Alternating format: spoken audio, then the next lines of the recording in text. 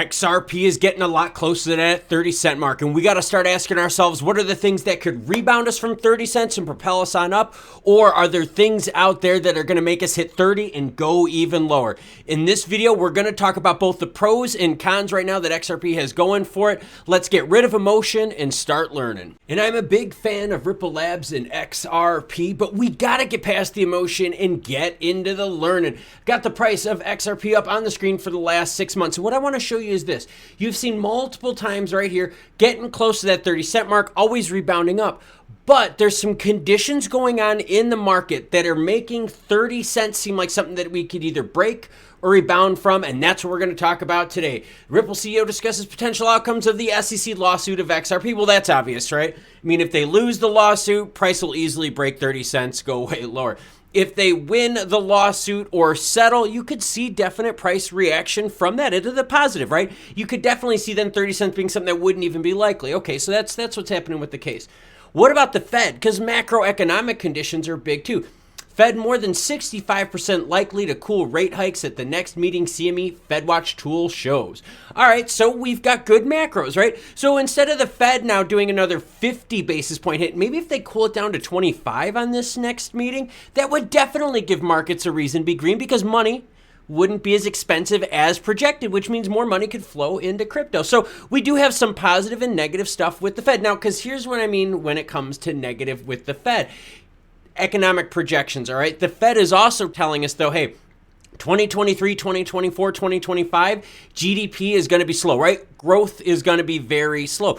Crypto Web3 is a growth phase item, right? It follows growth phases. So if GDP growth is going to be slow, it's going to be kind of hard to see crypto break that norm. The other thing the Fed is saying is inflation is still going to be above the target 2.0 range for the next couple years. If inflation above that target 2.0 range, they're going to keep raising rates. Now, granted, right, just as I showed you earlier, you're starting to see the idea that they're going to back off of the big rate hikes. But they're still going to have to continuously do rate hikes until we get down to that 2.0 level, and we're not even close. So the other thing, we've got Texas crypto mining boom is starting to look more like a bust. All right, miners out there, whether it's Texas, anywhere across the globe, they're struggling to make profit with the current price of Bitcoin, right? We know about that. So if the miners aren't making money, they can't pay their loans, all right? So if they can't pay their loans, companies like Nexo, all the other big ones out there, right? That's going to be defaults. Defaults are going to then pull down the price of Bitcoin even further. And we know what happens to Bitcoin. It pulls down the rest of the market, right? Bitcoin and Ethereum are big enough to where whether we like them or not, pull down the market with negative news. Okay, so you got another detractor right there.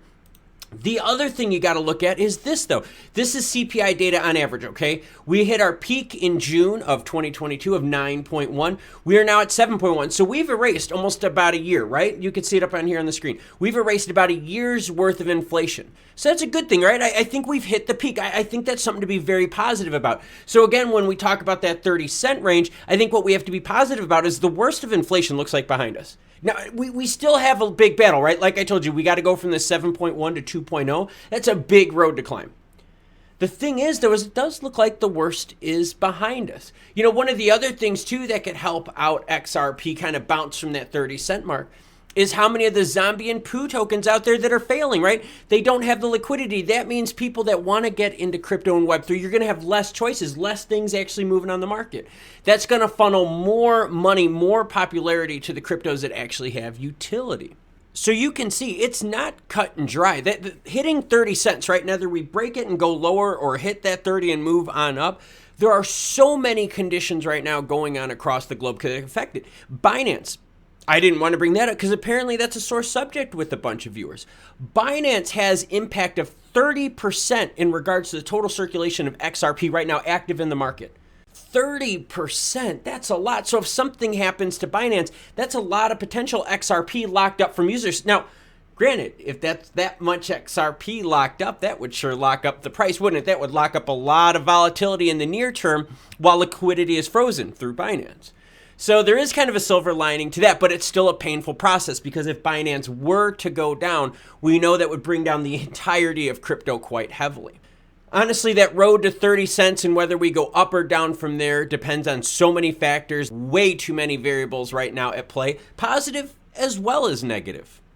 Let me know in the comments below what you think is going to happen to the price of XRP. Are we going to move on up? Or are there so many more macro events just right now hitting us that we just have too many options to go on down?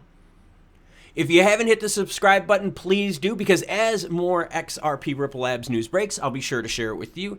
Hit the like button if you enjoyed this type of content and like what you saw. If you want to learn about Coinbase, deep dive on their financials, get a little bit more education, check that video out. Until then, I'll catch you cool cats later.